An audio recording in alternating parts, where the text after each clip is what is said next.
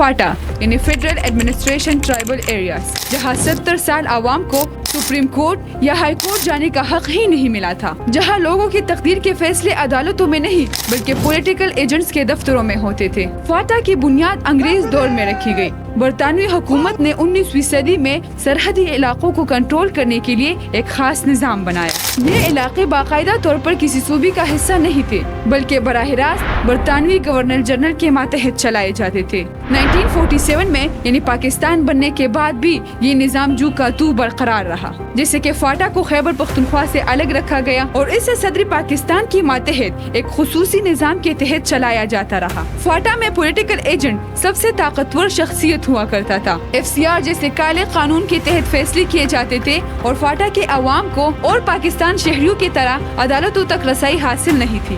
یہ علاقے اگر ایک طرف اپنی قبائلی اور روایتی خود مختاری رکھتے تھے تو دوسری طرف فاٹا کے لوگ تعلیم، صحت، روزگار اور سیاسی نمائندگی سے شدید محروم رہے۔ 1979 کے افغان جہاد کے بعد فاٹا عالمی طاقتوں کا مرکز بن گیا۔ لاکھوں افغان مہاجرین فاٹا ہجرت کرنے لگے اور اسلحہ ہر گھر تک پھیل گیا، جس کی وجہ سے کلاشنکوف کلچر فاٹا میں عام ہو گیا۔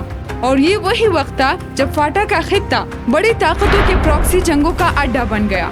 9/11 کے بعد دہشت گردی کے خلاف جنگ نے فاٹا کو اور متاثر کر دیا۔ ڈرون حملے، آپریشن اور لاکھوں بے گھر لوگ اس دور کے تل حقیقت تھے۔ کئی دہائیوں تک عوام مطالبہ کرتے رہے کہ فاٹا کو خیبر پختونخوا میں ضم کیا جائے تاکہ وہ بھی باقی پاکستان شہریوں کی طرح آئینی حقوق حاصل کر سکے۔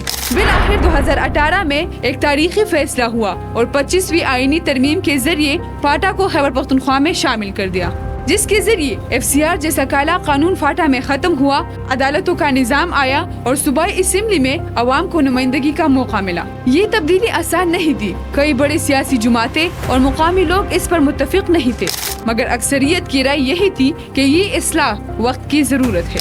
آج بھی فاٹا کو تعلیم، صحت اور ترقی کے میدان میں بہت پیچھے سمجھا جاتا ہے، مگر کم از کم اب وہ آئینی طور پر پاکستان کے باقی شہریوں کی طرح برابر کھڑے ہیں۔ فاٹا کی کہانی زمین یا سرحد کی نہیں بلکہ ایک ایسی قوم کی جدوجہد ہے جو 70 سال محرومیوں کے بعد آخر کار وہ اپنے آئینی حقوق حاصل کرنے میں کامیاب ہو گئے۔